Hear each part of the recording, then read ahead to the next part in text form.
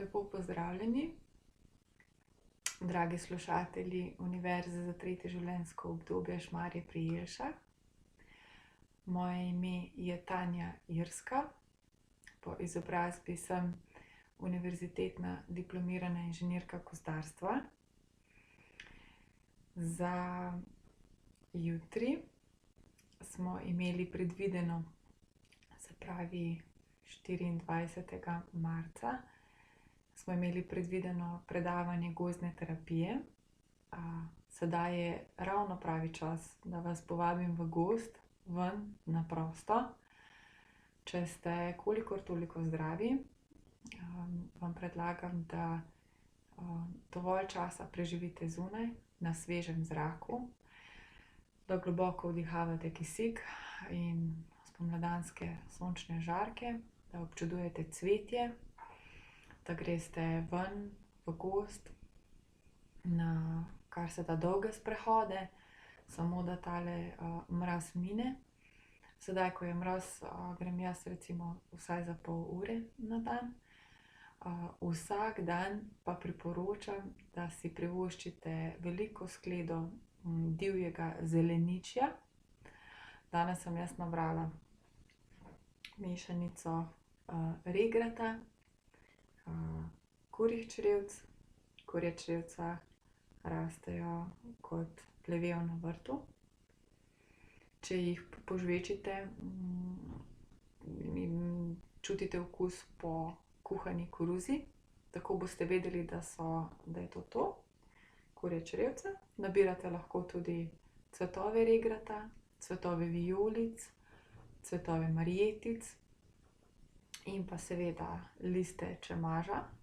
Primešate do 1/3, recimo v tako divjo solato. Čemaž divji česen diši po česnu. Če niste sigurni, lahko preverite vsak list posebej, ko nabirate, da ne boste zamešali s šmarnicami. Glavna razlika med šmarnicami in listom čemaža je, da čemaž raste vedno posamič kot en sam list oziroma v šopu, ampak vsak list raste posebej iz svojega tulca. Medtem ko šmarnice rastejo kot dva lista skupaj, naprimer takole. Takole rastejo šmarnice, medtem ko čemaž raste vedno kot en sam list, posamič. V glavnem, v teh dneh vam priporočam veliko svežega zraka, sonca in divje hrane, zato da ohranimo kar se da visoko odpornost naših teles in pa seveda veliko pozitivnih, optimističnih misli, molitve, vsega, kar je dobrega.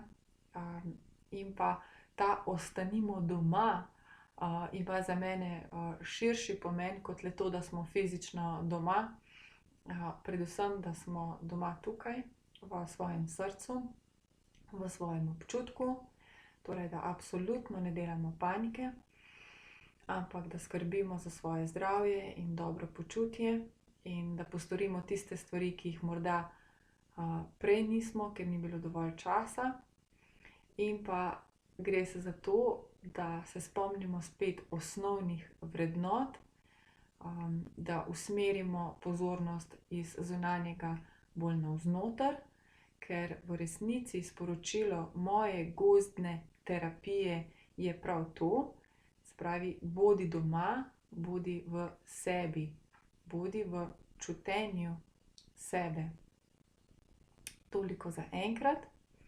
Veselim se srečanja z vami in hvala.